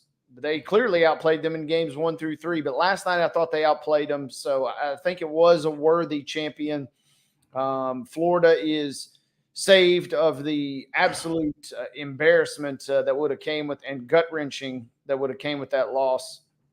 But Edmonton is also denied of what would have been just an insane and storied comeback last night. I think Florida was a worthy champion for sure, and they did outplay them last night. I just cannot imagine. It almost feels like it would have been a relief for Florida to win last night and to go ahead and wrap up that Stanley Cup final in Game 7, given what had happened, like you said, in games 4 through 6, because, you know, how Edmonton was 3-1 in elimination games. And I saw the stat, Florida had not won a Game 7 at home. I think they were 0-2 all time in Game 7s at home in their franchise history. So things historically were not looking good, and it just felt like, man, all the momentum in the world was with the Oilers, but they just could not get it up. Florida scores first, and you're thinking this place is, the roof's about to come off this place, and then Edmonton tied it up, and then from there it went back and forth until Florida, Reinhart, who'd been held in check basically all series, had a kind of a snipe that really probably should have been blocked, but it wasn't blocked.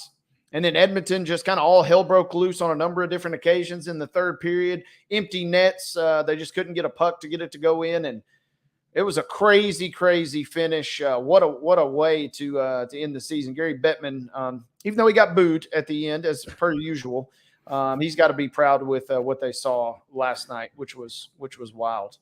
Which commissioner gets booed more, Gary Bettman or Rob Manfred? Man, that's a great question. And Bettman has kind of got it down to a little bit of an art. And Goodell gets booed when he comes out, and he kind of acts like, he's in on the joke. I think deep down that gets under his skin a little bit. But Bettman, I think, really does kind of enjoy being kind of the villain. It's been going on for so long that I feel like he's cool with it. The other cool thing, Mo, is last night she pulled double duty. Alanis Morissette, I got to see her in concert Sunday night at Bridgestone Arena, and less than 24 hours later, she sang not "Oh Canada" for her native land, but then also turned around and sang the Star Spangled Banner. And when that happened, I didn't know what was going to happen because, you're kind of rolling the dice a little bit, bringing out Alanis to sing "Oh Canada" first and foremost. And then all of a sudden, the vibes were just out of control. Game 7 was fantastic. You and I had talked earlier, too, that McDavid, he won the Conn Smythe, I think just the 7th all-time losing team, or losing player from a losing team. 6th. He was only the 2nd non-goalie to ever do it. And it was deserved. That goes to the whole playoffs. And, we talked last week. You rattled off all the stats that he had done. It was still kind of unique and wild to see. But, man, it was a fantastic postseason for the NHL from start to finish, really. I'm impressed with the 2-for-1 Alanis deal. And Yeah, you I'm don't see wondering that like very the often, terms of do her, you? I'm wondering if for the contract they said, hey, we could you do 2? We'll cut you a deal if you sing 2. I don't know. I don't know how that played out. That's wild. Less Yeah, than like 24 hours, she was scooting on down there to Sunrise to belt him out. well, it was probably a little cooler with the ice down than it was at Bridgestone. So maybe a little bit more enjoyable. Certainly wasn't out there as long. So Yeah. Was it return on investment or pay per minute? She there definitely you had the go. better deal last night. There ain't no You doubt would about think. that. You would think. We talked about Vanderbilt national champion Veronica Fraley, who won the NCAA Division I women's discus a few weeks ago up in Oregon. She's back in Oregon in the U.S. Olympic trials, and she has qualified for the finals, which will be held Thursday after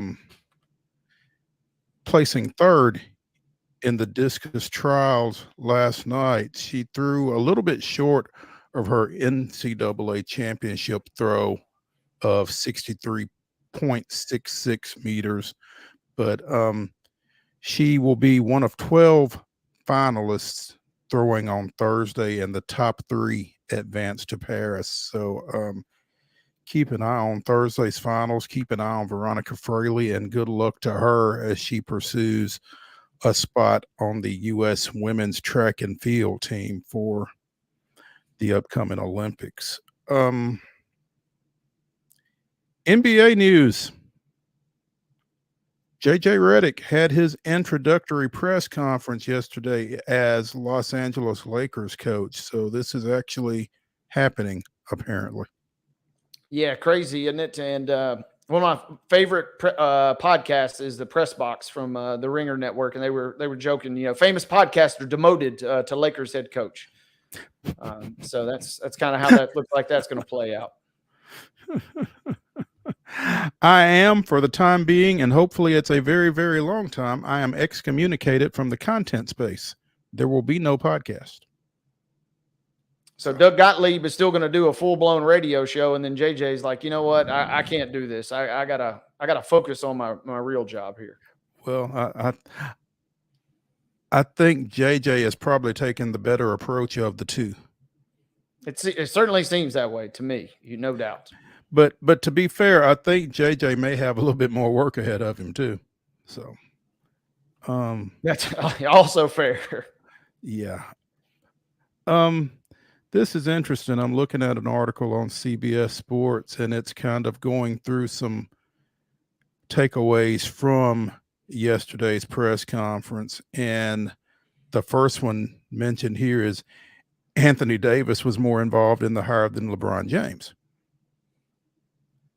which I would think most of us would have a hard time believing. According to GM Rob Pelinka, James was very supportive of our organization in this process, and that's a different word, and I want to be mindful of the word, than involved. So I would say it again. LeBron was very supportive of us and our process, but chose not to be involved, and we respected that. Davis, on the other hand, he chose to be very involved and was very involved. I talked to him throughout the process and got a lot of help and wisdom from him, and he was very excited for today.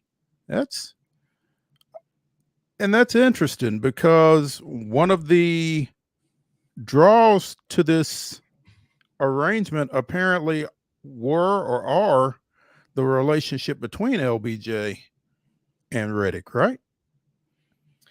Yeah, and this is such a weird thing, and LeBron, and especially his camp, his team, Rich Paul and his crew, they kind of talk a little bit out of both sides of their mouth a lot of times with some of this stuff, and they want to kind of pull the strings and call the shots, but then publicly they don't really want to own up or fess up to it, and it just feels kind of like, oh, well, we didn't. Same deal that we're going to talk about.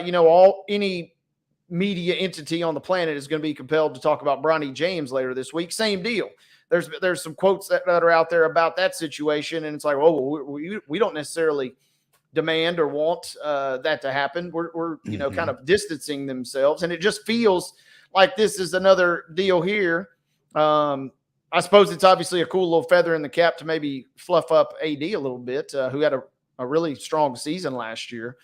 So maybe a chance to kind of pad things over. And JJ kind of, looked a little uncomfortable a little bit almost. You can make the case because it's got to be a weird situation for him too, right?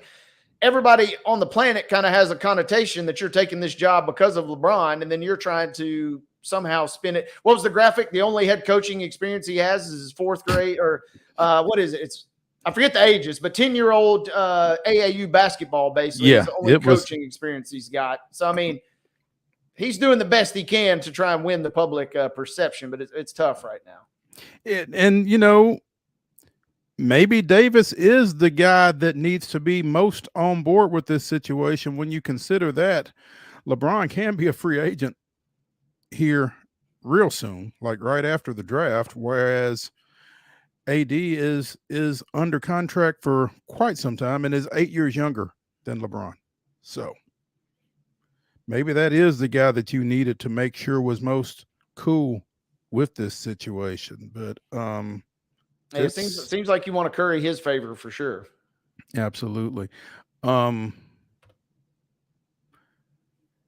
Porzingis played in Game 5 of Boston's 5-game series victory over Dallas in the NBA Finals, but is undergoing surgery for that odd injury that he sustained in Game 3, and will be out for the summer, won't be available for Latvia as they try to make the Olympics. Yeah, it kind of felt like when he got on that court in the clinching game for Boston that it was, nobody's really thinking about the Latvian national team at that point in time. And that's unfortunate. But yeah, exactly. They need their love too. But it felt like, you weren't going to be seeing him on a court anytime soon. So that is kind of unfortunate because they're still not in. It looks like they're having to qualify to get in. Yeah. Again, Porzingis will have surgery to repair a torn retinculum and dislocated posterior tibialis. Sure. He sustained the injury during Game 2 and again was somehow able to play Game 5, but not long. And so, yeah, like you said, Latvia has to qualify. He's not going to be able to play for them in qualifying or in Paris should Latvia qualify. So that's tough. They have a quick Wikipedia tells me they've only made one appearance at the Olympics and they've never medaled. So doesn't look good. Yeah. Well, and this doesn't help. No, that's what I'm saying. Yeah, this is not going to help that case, not at that all. effort any further. I don't think. Not at all. Wade, one of the sayings in sports is you can't make the club in the tub. You can't make the club from the clink either. Kansas City Chiefs offensive lineman Isaiah Buggs is now former Kansas City Chiefs offensive lineman Isaiah Buggs, who has been arrested twice this offseason and is apparently in jail somewhere in Alabama for his latest arrest. Oof. I mean, talk about for as good, as solid of a franchise as there is in professional sports these days, the Chiefs, man, they've had a ton of offseason issues this year. Yeah. Buggs most recently is alleged to have unlawfully entered a woman's apartment and dragged the mother of his child down the stairs with the intent to commit a crime. This came less than a month after he turned himself in on misdemeanor charges of alleged animal cruelty. So, been an interesting offseason for Mr. Buggs, Kansas City's 6th-round pick out of Alabama in 2019. I'm sorry, that's not right. He was a 6th-round pick out of Alabama in 2019, began his career with the Steelers and played with the Lions joined Kansas City in January as a member of their practice squad. So has not actually suited up for Kansas City apparently, and won't, I don't guess. Yeah, just that's the unfortunate part is the Chiefs are like, and this guy hadn't even played for us yet, and he's already getting in trouble. I mean, we already got guys that are on our team currently that have we're trying to sort out with problems and PR disasters, right? Yeah, looking at you, Rashee Rice. Yeah, it would just seem like, I don't know, the lack of self-awareness in situations like that is really kind of odd. Like you said, you've not even played here yet, and you got more arrests than plays. How's that work? So, yeah, that's not a stat you want to be leading in. No, Isaiah Buggs is a free agent, I guess. Caitlin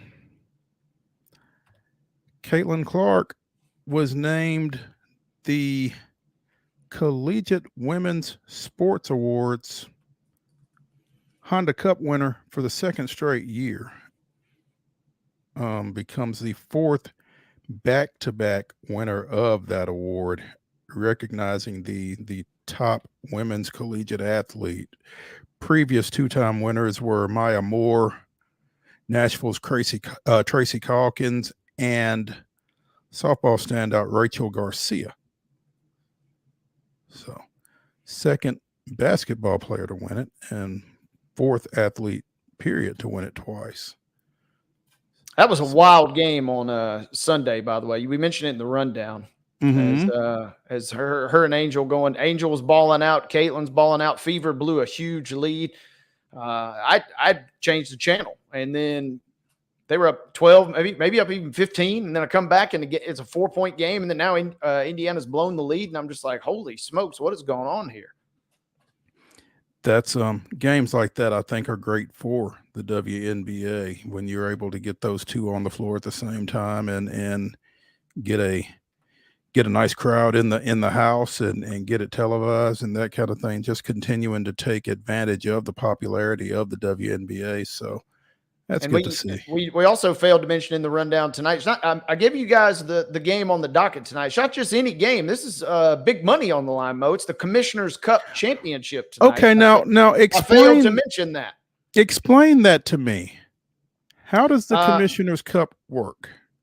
Essentially similar to the in-season tournament, the way that I understand it, in the sense that kind of like soccer or other group play events. Your regular season games are counting toward these standings, and basically they use your points if you're talking about soccer or other sports, but you use your win-loss record in terms of basketball to seed, and then that kind of goes and seeds you from there. Now, the interesting thing is with this is that they kind of have a weird cash payout type deal. I'm not totally well versed on it. I remember following it a little more closer last year with the Aces. But there is an extra set of cash that is available. Where is this here? Let me pull this up. $500,000 available for the winning team tonight. A third of that comes from the team's salary cap. And then each player, oh, here you go. This will get everybody fired up.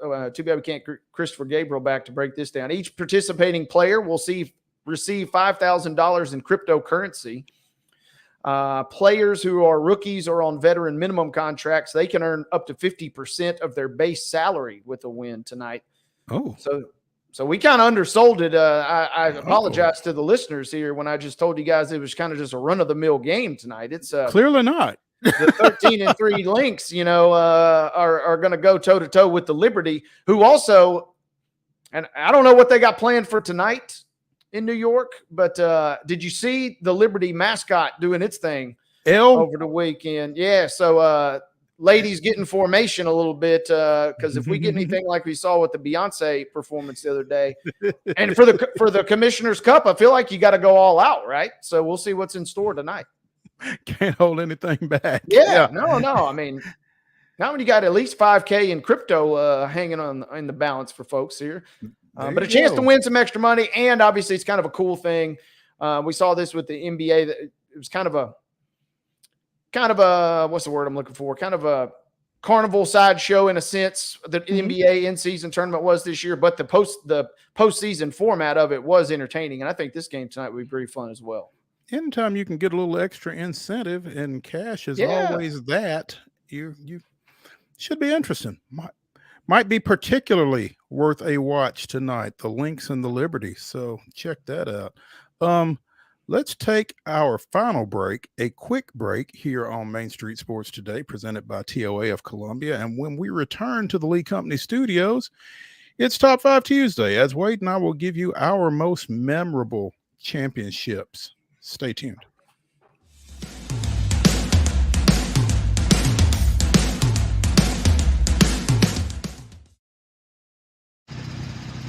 Are you the biggest race fan?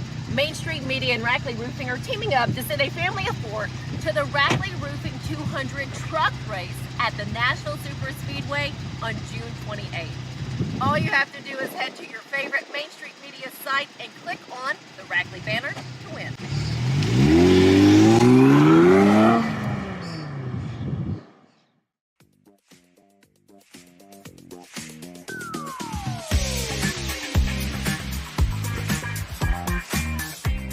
5 Tuesday here on Main Street Sports Today, presented by the Tennessee Orthopedic Alliance of Columbia. I'm Maurice Patton. That's Wade Neely. This is our final segment of the show.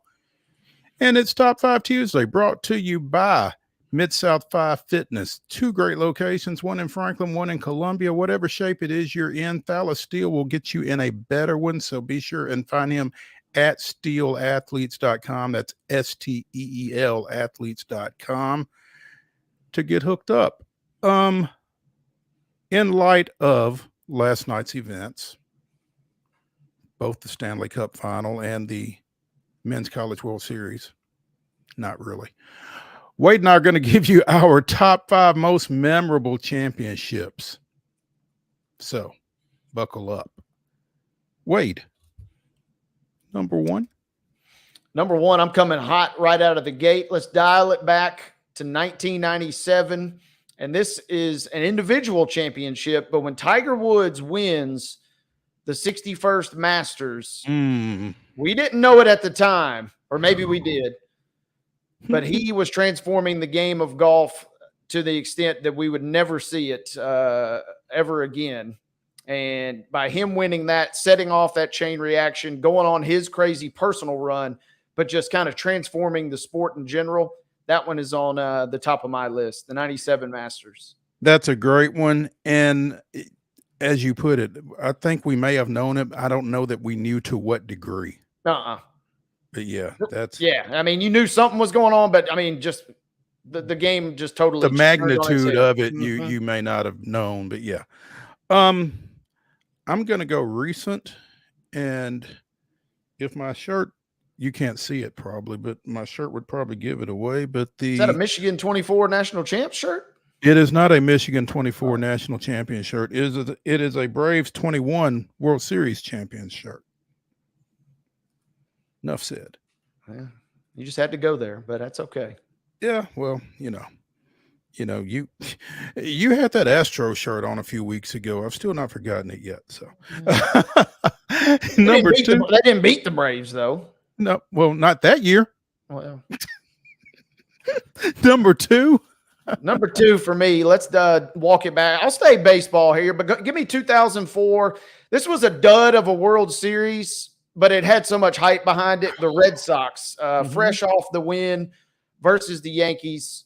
The most memorable dud of a World Series I think that you'll ever see, because everybody in the country seemed like they were captivated by it that year, after what they had done in the ALCS. Yeah. Speaking of coming back from 3-0 deficits, right? So yeah. That's a good one. My number 2 is the 95 World Series champion Braves. Broke through after kind of knocking on the door throughout the 90s and down Cleveland in 6 games there. So back-to-back Braves. Anybody that knows me probably isn't shocked. But you're number 3. On brand, if nothing else. Yeah, well, consistent. Absolutely. Up next for me, I am going to, I'll just get this one out of the way because I don't want them coming at me. But give me the Vols in '98 winning the first ever BCS national championship. Yeah, there may be a pass interference that wasn't called when they beat Syracuse early in the season. Yeah, Clint Sterner fumbled, as we already referenced on this show. Yeah, rest in peace, Chris Winkie. Or Marcus Outson had to get the start. Chris Winkie was not playing. Throw all that out the window. The Vols still had to go and win the games, and I don't want the Big Orange Nation coming after me. So give me the Vols in '98 with the title. They did still have to go win the games, absolutely. Yeah, you still got to win them. So kudos to the '98 Vols. I'm going to stay on Rocky Top, and I'm going to cheat just a little bit, but I'm going with the '96, '97, '98 Lady Vols. Going 3 for 3 over that stretch, one of which they incurred the most losses of any national champion, and the one behind it going undefeated. So give me that triumvirate of Lady Vols there at number 3. Man, it is. I was still kind of coming of age at the time, but just watching my dad watch all those games, and I could just see how he was glued to the TV, and you could just tell something special was going on. That was a captivating time. It really was. Yeah, absolutely. Number 4 for you, sir? Up next for me, if you live in the state of Utah, I apologize in advance, but the Bulls in '98, I mean, an iconic championship at the height of maybe even the history of the NBA, perhaps. A lot of people would speculate, Jordan, Russell. Pushed off. He absolutely shoved the crap out of him. Who cares? Nobody really, really remembers or cares about that at this point. Jordan and the Bulls in '98 added to my list as one of the most memorable championships. Jordan pushed off. My number 4 is the first championship that I had a chance to cover as a journalist, and it is the 1989 Franklin Rebels boys basketball team defeating nationally ranked, nationally touted Whites Creek in the finals over at Murphy Center. As I have said to some of the guys on that team, Kevin Anglin and 4 stiffs, but it was good enough to defeat a really good Whites Creek team led by David Vaughn. So that was really cool. It was cool watching your alma mater do something like that on that stage. So yeah, give me that. You know me too well because I had that one for my last. Give me the Giles County boys basketball team in 2003. Still the only boys basketball championship for Giles County, led by a sophomore, Tyler Smith, and some really good juniors and some really good seniors. We had to beat Bolivar at home in the sectionals on a buzzer beater from half court to even get to Murfreesboro. And then they knocked off Fulton, they knocked off Haywood County, and then they knocked off Ridgeway, who was the defending champ, on a buzzer beater from good buddy Eric Howard. Eric Wheezy Howard floats one in. So I'm with you right there. Got to give it, nationally, maybe not the most memorable, but it's one that anybody in the community of Giles County will never, ever, ever forget. I get it. I get it. And my number 5, this may have been, I'm going to take the disclaimer off. I cannot imagine a better high school baseball game than the 2018 Class A state championship between Columbia Academy and Loretto. 1-0 in 12 innings. CA wins it, defeating current MLB pitcher Ryan Weathers, but a lot of good talent on both sides of the ball in that one, and that is my number 5. That's going to do it for Top 5 Tuesday here, brought to you by Mid-South 5 Fitness. Again, 2 great locations, one in Franklin, one in Columbia. Check out steelathletes.com for more information on that. That's going to do it for the Tuesday edition of Main Street Sports Today, presented by the Tennessee Orthopedic Alliance of Columbia. Come back tomorrow, 2 o'clock, to the Lee Company Studios. We will have Bruce Walker and Chip Walter. See you then.